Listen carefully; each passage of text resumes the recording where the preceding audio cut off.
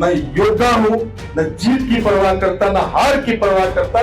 मुझे अच्छा लगता है लड़ना, और वो लड़ाई मैं लड़ता रहूंगा।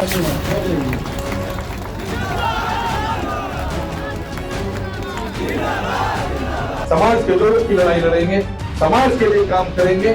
समाज आपके पक्ष में बगैर किसी आह्वान के स्वतः एकजुट होकर के खड़ा हो जाएगा। आपको जानने के लिए किसी घोषणा की जरूरत नहीं है, सोशल मीडिया से प्रचार करने की जरूरत नहीं है, आपको बैनर और पोस्टर छपवाने की जरूरत नहीं है।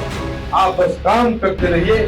काम बोलता है, आप सिर्फ पुलिंदे हैं। आपको हम झकझोरना चाहते हैं, फिर हम गर्व भी कर सकते हैं नवीनगर से चलकर क्या है। और नवीनगर में अपनी विशिष्ट पहचान अपने तेवर के कारण बनाए रखने वाले पिंटू जी, सीमा गुप्ता जी, जो बारून से चलकर क्या ही है और आधी आबादी का प्रतिनिधित्व कर रही है। हम आपको इस मंच से अभिनंदन करते हैं, प्रणाम करते हैं। इनके लिए जोरदार तालियां होनी चाहिए, इन्होंने महिलाओं का प्रतिनिधित्व किया। क्योंकि कार्यक्रम आप सबों को संगठित करने का था, इस पे चर्चा भी सिर्फ हम लोग आपके ही बारे में करना था, लेकिन मैंने देखा कि हम विषय से भटक गए और हम आप लोगों ने मेरी चर्चा कर दी। तो मैं अपने बारे में बता दूं, मैं लड़ने में विश्वास करता हूं, मैं योद्धा हूं, न जीत की परवाह करता, न हार की परवाह करता। मुझे अच्छा लगता है लड़ना, और वो लड़ाई मैं लड़ता रहूंगा। ओबरा से बाकी जगहों से ये कोई फर्क नहीं पड़ता कि हम जीतेंगे या हारेंगे, लेकिन हम आपके सम्मान के लिए मजबूती से लड़ेंगे, समाज के लिए लड़ेंगे, आप सबों के लिए लड़ेंगे, आपके अधिकार के लिए लड़ेंगे, आपके सम्मान के लिए लड़ेंगे। और समाज के हर वर्ग के लोग, चाहे वो किसी भी जाति के हो, किसी के भी धर्म के हो, हम उनकी सहायता करेंगे। हम बापू के वंशज हैं, हम भामाशाह के वंशज हैं। बापू ने जब देश को आजाद कराया था तो उसमें सभी लोग आजाद हुए, हिंदू, मुस्लिम, सिख, ईसाई, इस भारत में रहने वाले हर व्यक्ति को आजादी मिली। भामाशाह जी ने जब चित्तौड़ के स्वाभिमान की रक्षा के लिए महाराणा का साथ दिया था, पूरे चित्तौड़ के लोगों, पूरे भारत के लोगों का सीना गर्व से चौड़ा हुआ था। तो जब हम अग्रणी भूमिका में होते हैं तो हमारा कार्य होता है कि हम महापुरुषों की तरह सिर्फ काम में विश्वास करें, लोगों की सहायता करें, परोपकार के लिए काम करें, खुद के लिए नहीं समाज के लिए काम करें। जब आप समाज की लड़ाई लड़ेंगे, समाज के लोगों की लड़ाई लड़ेंगे, समाज के लिए काम करेंगे, समाज आपके पक्ष में बगैर किसी आह्वान के स्वतः एकजुट होकर के खड़ा हो जाएगा, आपके साथ होगा, और उसका परिणाम यह होगा कि आप अपने लक्ष्य को भी प्राप्त करेंगे। मैं आपको कभी अपील नहीं करूंगा आप मेरा चुनाव में साथ दें। मैं आपको बस इतना ही अपील करूंगा कि चाहे कोई भी आपके गली में, आपके मोहल्ले में, आपके घर में कोई व्यक्ति है जो शोषित है, पीड़ित है, जिसको आपकी जरूरत है, जिसको आपके साथ की जरूरत है, आप बस उसके साथ खड़े हो जाए। आपका यह सामाजिक चरित्र है, आपको नहीं पूरे वैश्य समाज को प्रतिष्ठा दिलाए। हमारा कार्य ऐसा होना चाहिए कि लोग स्वतः आपको जानने लगे। आपको जानने के लिए किसी घोषणा की जरूरत नहीं है, सोशल मीडिया से प्रचार करने की जरूरत नहीं है, आपको बैनर और पोस्टर छपवाने की जरूरत नहीं है। आप बस काम करते रहिए। काम बोलता है, क्योंकि जब प्रचार करेंगे तो प्रचार की उम्र होती है जो बहुत छोटी होती है, समय के साथ आप विलुप्त हो जाएंगे। और आप अगर चाहते हैं कि आपका यश, आपकी कीर्ति समाज में सदियों तक, युगों तक अगर फैला रहे, उसके लिए आपको त्याग करना होगा। त्याग करना होगा, आपको खुद से बड़े अपने लोग के बारे में सोचना होगा। अपने लोग का मतलब अपने परिवार के लोग नहीं होते। अपने लोग के मतलब यह होता है कि समाज का कोई भी व्यक्ति, कोई भी आंख अगर आपकी ओर उम्मीद की नजर से देखता है, आपको उसके साथ खड़ा होना होगा। और मैं बता दूं कि मेरे एक साथी ने अभी चर्चा किया कि हम लोगों को पंचायत स्तर पर संगठन बनाना चाहिए। मैं विश्वास नहीं करता, मैं इस बात में विश्वास नहीं करता कि हम लोगों को कोई पार्टी बनाना चाहिए, कोई संगठन बनाना चाहिए, क्योंकि संगठन में विघटन हो जाता है, संगठन टूट जाता है, क्योंकि हर नेतृत्व के खिलाफ में कोई न कोई व्यक्ति उठ खड़ा होता है। हम आपको संगठन नहीं बनाएंगे, हम आपका कोई संगठन नहीं बनाएंगे, हम बस समय समय पर आपको आवाज लगाएंगे, हम आपके साथ मजबूती से खड़े रहेंगे और आपको इसी प्रकार संगठित करते रहेंगे। हम सिर्फ आपको संगठित करेंगे। जब वैश्य समागम का आयोजन हम लोगों ने किया था, मैंने मंच से घोषणा की थी, मैं आपका राजनीतिक इस्तेमाल नहीं करूंगा, और यकीन मानिए कि मैं अपने क्रेडिबिलिटी को कभी प्रभावित नहीं होने देता। मैं नहीं चाहता कि मेरे कथनी और करनी में फर्क हो। हम लोग वैश्य कुल में जन्म लिए हैं। हमारा इतिहास स्वर्णिम रहा है। हमारे युग को स्वर्णिम युग कहा जाता था, जैसा कि उदय भैया ने बताया। लेकिन वह दौर वापस लाना होगा। प्रयास हम ही में से कोई करेगा, मैं करूंगा, आप करेंगे, ये करेंगे, ये करेंगे, किसी में से कोई करेगा।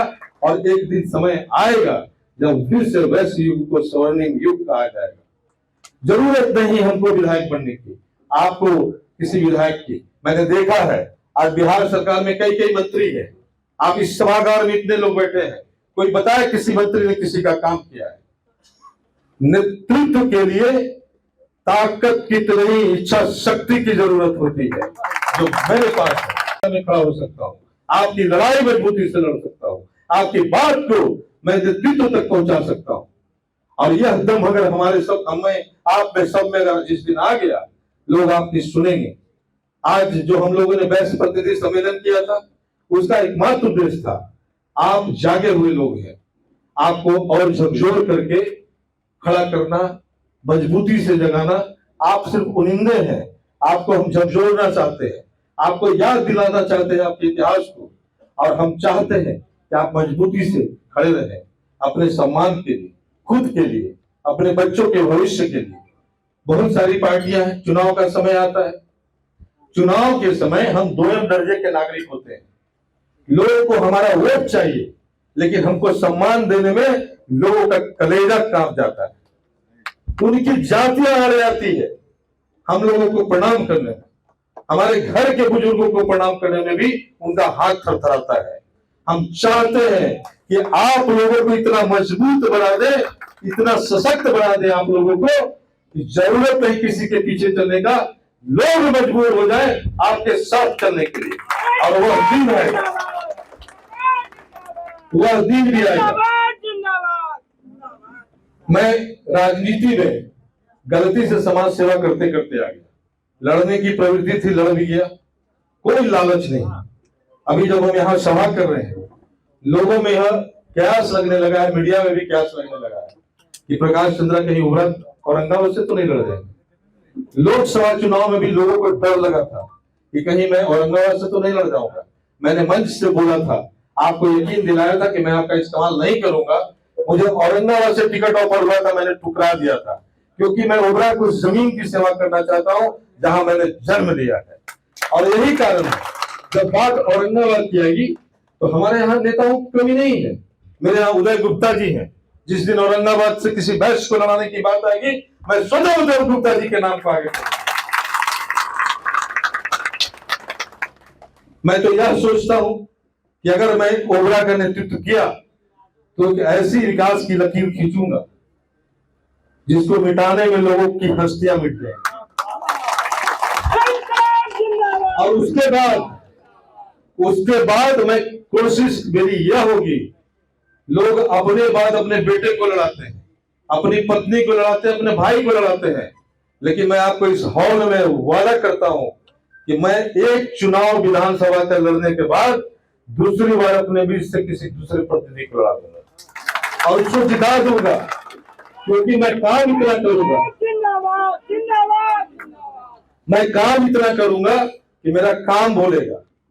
आज भी आपको गर्व इस बात पे होना चाहिए कि आपके बीच उदय गुप्ता जी जैसे, जितेंद्र जी जैसे, राजेंद्र बाबू जैसे, दिलीप जी जैसे, गोलू गुप्ता की जैसे, पिंटू साहिल जी के जैसे, सीमा गुप्ता जी के जैसे, पिंटू जी के जैसे, मुंद्रिका बाबू के जैसे, रविंद्र जी, आपका नाम छूट गया था, हमारे बड़े भाई हैं रविंद्र गुप्ता जी, वार्ड पार्षद भी हैं, रविंद्र गुप्ता जी जैसे, राजू गुप्ता जी जैसे जो अम्बा से चल करके आए हैं, हर कार्य में लोगों की मदद करते हैं। ऐसे ऐसे हस्तियां हैं, हमारे यहाँ प्रतिभाओं की कमी नहीं है।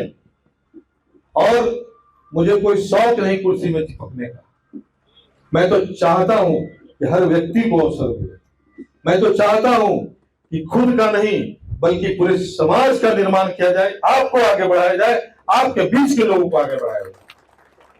जिस दिन मुझे शक्ति मिली, मैं उसका प्रयोग न सिर्फ समाज के निर्माण में करूंगा, ऐसे समाज के निर्माण में जिसमें जाति घृणा को पाटा जा सके, ऐसे समाज का मैं निर्माण करूंगा जिसमें वैश्य बोलते समय किसी कमजोर व्यक्ति नहीं, एक मजबूत और ताकतवर परोपकारी व्यक्ति का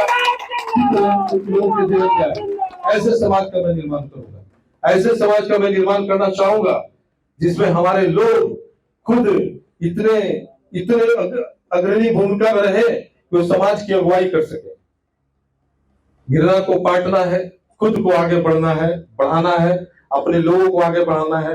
पैर खींचना बंद करिए और अपने ईगो को त्याग करके हमारे बीच जो भी है, जैसा है, उसे उसी रूप में स्वीकार करते हुए लोगों को आगे बढ़ने का अवसर प्रदान करिए।